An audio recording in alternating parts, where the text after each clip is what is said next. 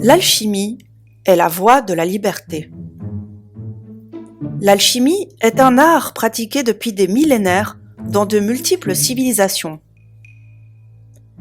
Il consiste à percer les secrets de la nature afin de connaître le monde au-delà de ses apparences terrestres. Il cherche l'âme derrière la matière. C'est aussi une conception de l'univers qui considère celui-ci comme une unité originelle fractionnée. L'alchimiste cherche la brique initiale afin de rassembler l'éparse pour retrouver cette unité. Selon l'alchimie, l'univers n'a qu'un seul objectif, dissiper son agitation. Ceci est vrai aussi à l'échelle humaine. L'âme humaine ne cherche pas autre chose que dissiper son agitation, laquelle prend la forme d'émotions.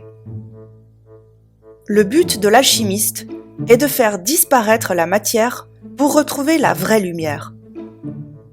En hébreu, lumière se dit aor ou aour, dont on a tiré les mots or et amour, qui désignent finalement la même chose.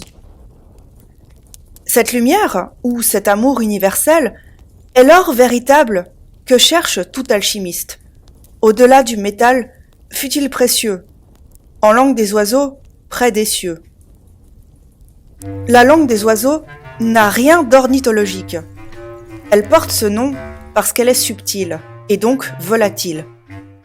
C'est le langage codé des alchimistes qui sont des artistes, ne l'oublions pas. C'est l'art d'entendre derrière les mots leur musique inspirée d'une étymologie réelle ou imaginaire. Comme si les sons chantaient à la conscience une autre vérité parallèle et intimement sue. On l'appelle aussi cabale phonétique. Elle se fonde sur des jeux de mots, notamment des homophonies, comme par exemple celle SEL ou celle SCE2LE ou celle SE2LES. Ou mon ami Pierrot, Pierre PIE2RE-EAU. Ou bien bi-1. Et donc, que fait un alchimiste ? Il œuvre à la fois dans la matière et en lui-même. Dans le mot laboratoire, on entend ces deux parties complémentaires de son œuvre. Labor, au sens de travail de la matière, et oratoire, au sens de quête spirituelle. On dit que l'alchimiste est opératif, au sens où il travaille de façon concrète. Mais ce labeur ne saurait se passer d'oraison. Dans ce laboratoire, l'alchimiste cherche à réaliser la pierre philosophale, qui est un autre nom du Graal. C'est une quête qui nécessite que l'on s'y consacre pendant de longues années, voire une vie entière. On appelle cette quête le grand œuvre. La pierre philosophale confère à celui qui l'a fait des pouvoirs qu'il n'a pas d'ordinaire, et notamment celui de percer les 7 voiles qui nous empêchent de voir la lumière. Parmi ces pouvoirs, il y a aussi celui d'opérer des transmutations, c'est-à-dire des changements d'état. La plus réputée des transmutations étant celle qui consiste à faire de l'or à partir d'un vil métal comme le plomb. Cette opération n'est pas une fin en soi, mais seulement la validation de ce pouvoir de transmutation. Alors comment s'y prend-on pour réaliser la pierre philosophale ?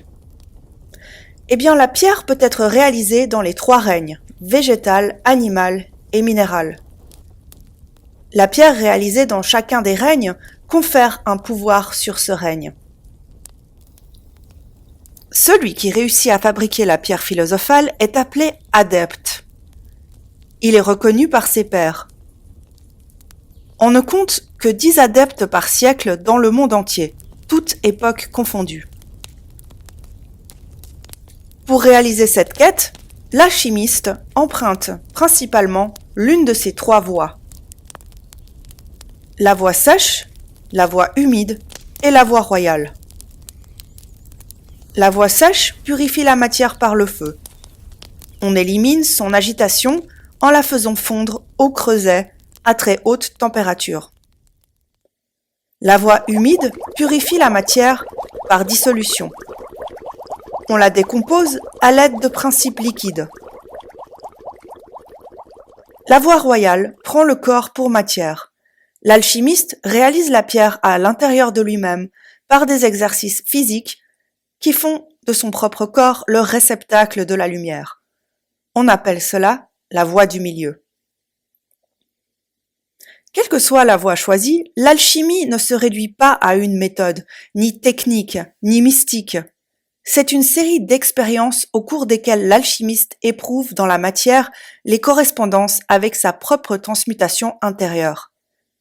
Les impuretés du métal, de la plante ou de son corps sont les reflets des impuretés de son âme. Sa voie ne peut aboutir sans l'intervention de quelque chose qui échappe à sa volonté, et que certains disent relever du divin. L'alchimie parle de 7 métaux, qu'il considère comme les 7 états de maturation du même métal, à savoir le plomb, l'étain, le fer, le cuivre, le mercure, l'argent et l'or. À chacun de ces métaux correspond un symbole géométrique, une planète, un dieu, un jour de la semaine, une couleur, un ange, une pierre, une vertu et un défaut. Dans les représentations comme dans les textes alchimiques, on utilisera indifféremment le nom du métal ou sa correspondance dans l'un de ces champs. Par exemple, un croissant de lune ou le nom de Diane signifiera argent. Quels sont les présupposés avant que l'on ne s'y mette concrètement ? L'alchimie considère que toute matière a une constitution tripartite, l'âme, l'esprit et le corps. Pour désigner ces 3 principes, il utilise la terminologie mercure, soufre et sel. Le principe mercure de quelque chose est son esprit, la partie la plus volatile. C'est la nature du message. Le mercure d'une plante, par exemple, que l'on obtient par distillation, est l'alcool qu'on en retire. On l'appelle aussi un spiritueux. Le mercure de l'homme est sa pensée. Par ailleurs, le mercure désigne aussi la matrice féminine, le réceptacle. Il est représenté par la couleur bleue ou blanche, la lune, la femme. Le principe soufre de quelque chose est son âme, ce qui l'anime, ce qui le met en mouvement. Le soufre d'une plante, c'est son huile essentielle. Le soufre de l'homme, c'est son émotion. Du latin motio, mouvement. Les mots soufre avec un F et soufre avec 2 F sont très proches, ainsi que le souffle par lequel il se libère de ses émotions. L'âme est un réservoir d'agitation. L'homme n'aura de cesse d'éliminer son soufre.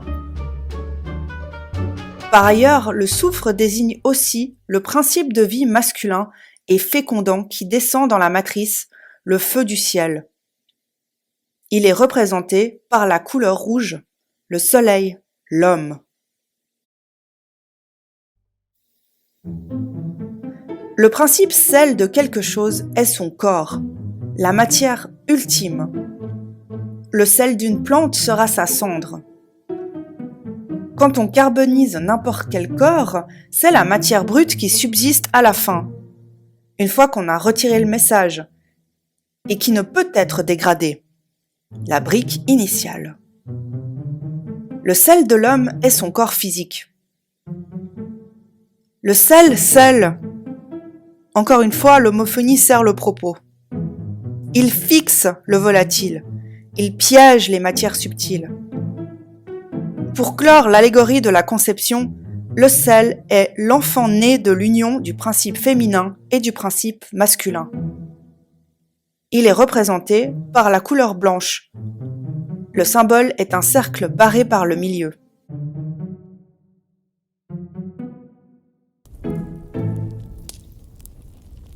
Cette terminologie participe de la confusion du débutant qui lit un texte d'alchimie, car il doit être capable de distinguer quand on parle du mercure, du soufre et du sel. en tant que matériaux concrets et quand on les utilise en tant que principe. Dans ce second cas, on dira par exemple le mercure de la plante ou le soufre de l'antimoine, voire le soufre du mercure ou le soufre du soufre. Outre les trois principes, mercure, soufre et sel, l'alchimie attribue à la matière 4 états, que sont les 4 éléments: eau, air, terre, feu.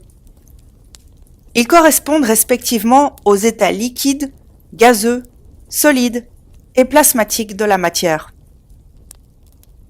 Le 5e élément, le 5e état de la matière que cherche l'alchimiste, c'est la quintessence, qui est en quelque sorte le point commun à toute chose, ce que l'on perçoit au-delà des 5 sens. On a d'ailleurs appelé les alchimistes des abstracteurs de quintessence.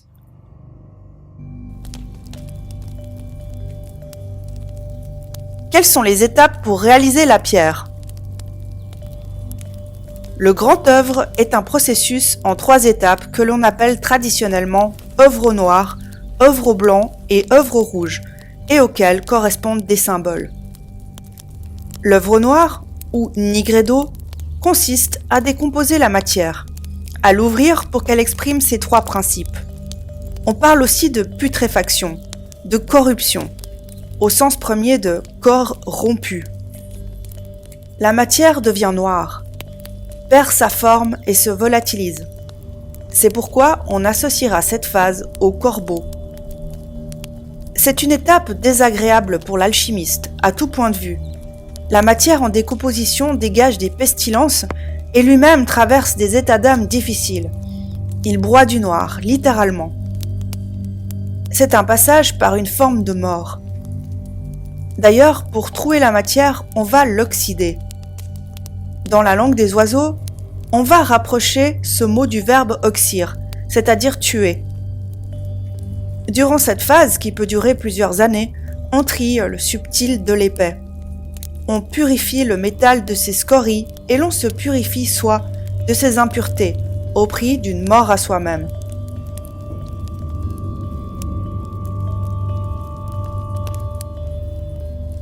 L'œuvre au blanc, ou albédo, consiste à purifier ces 3 principes pour les recomposer autrement. On prendra soin d'assembler le soufre et le mercure, le masculin et le féminin, à parts exactement égales. C'est ce que l'on appelle les noces chimiques, l'union de l'homme et de la femme, ou encore du soleil et de la lune, que l'on voit sur de nombreuses représentations visuelles. Le premier résultat de ce mélange s'appelle une teinture. On la lie avec le sel qui fixe le volatile. Cette phase est associée à la licorne, symbole de pureté par sa blancheur et d'union hermaphrodite, liée par la corne, union d'Hermès et d'Aphrodite. L'œuvre au rouge, ou rubédo, est la pénétration de cette teinture par la lumière, qui lui donne la couleur rouge, couleur de la pierre philosophale. Ce produit rouge est la quintessence, littéralement la 5e essence, l'essence indifférenciée dont sont issues toutes les autres. Elle correspond à l'enfant né de l'union susdite, la cohabitation pacifique des contraires, la synthèse opérée par l'univers, l'union du haut et du bas. L'hermaphrodite devient androgyne. Le symbole associé est le phénix, qui renaît de ses cendres. Pour l'alchimiste, cette phase ultime et rarissime correspond à l'illumination.